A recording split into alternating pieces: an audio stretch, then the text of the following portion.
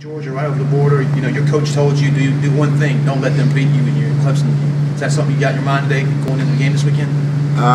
You know, my mindset is treat it like a regular game and just play Clemson ball, of course. And you know, going to this game, we know everyone knows how this season been going, but in this game, the records are thrown out the window, and it's Carolina versus Clemson, and the best team wins on that day. But growing up, I never really focused on this rivalry. It was always Georgia and Florida, and kind of weird.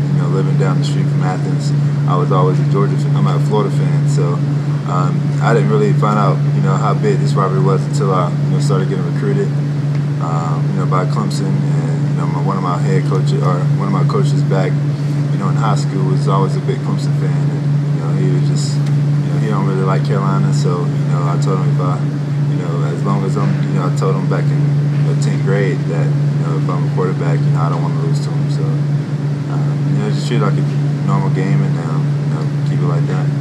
You treat it like a normal game, but I'm sure last year you found out it's not a normal game. Right.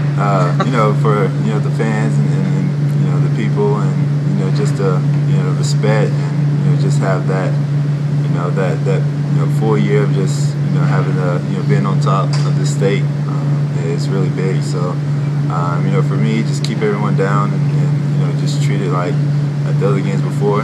It's the biggest game of the year because it's the Nets, and just go from there. Why was it so important last year that you play in it when you had the torn knee, and why was that such a big deal for you to play in that game? Just for me, I just wanted to finish out the year.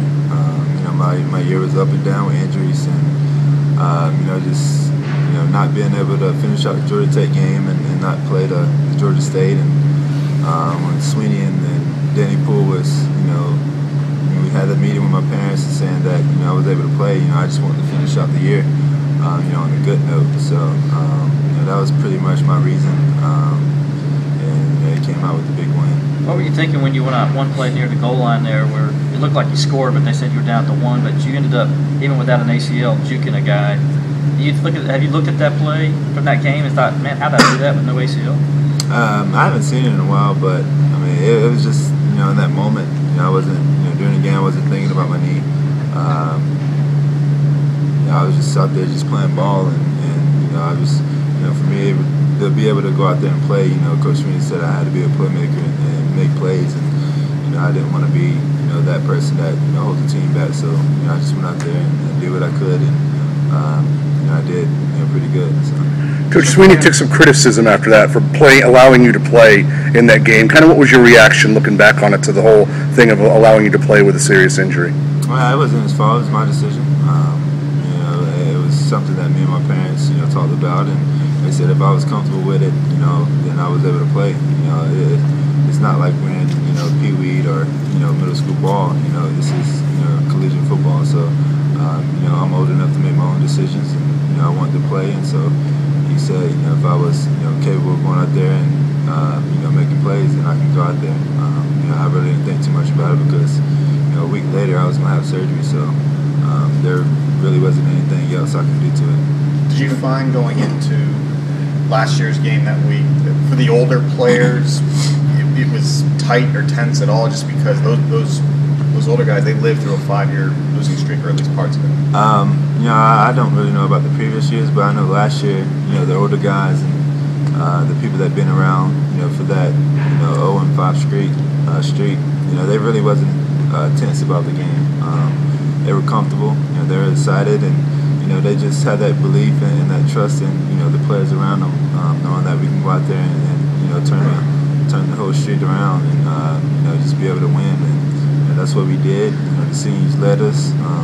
All the guys that's playing in the NFL right now was a big part of that, and they got the team ready, and we came out with the win. Compare the Georgia-Florida rivalry to this one. This one's an in-state deal. Right. You found that that's a little bit different in the nature of the way the fans look at the game?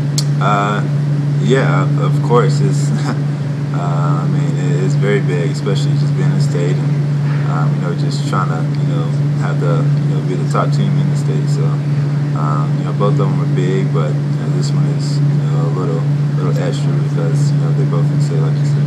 what's the reaction been since that, 365 days later, since that game against South Carolina, on campus, the fan base? Did people talk to you about that probably more than anything else, just the outcome of the game and what you went through in playing in the game?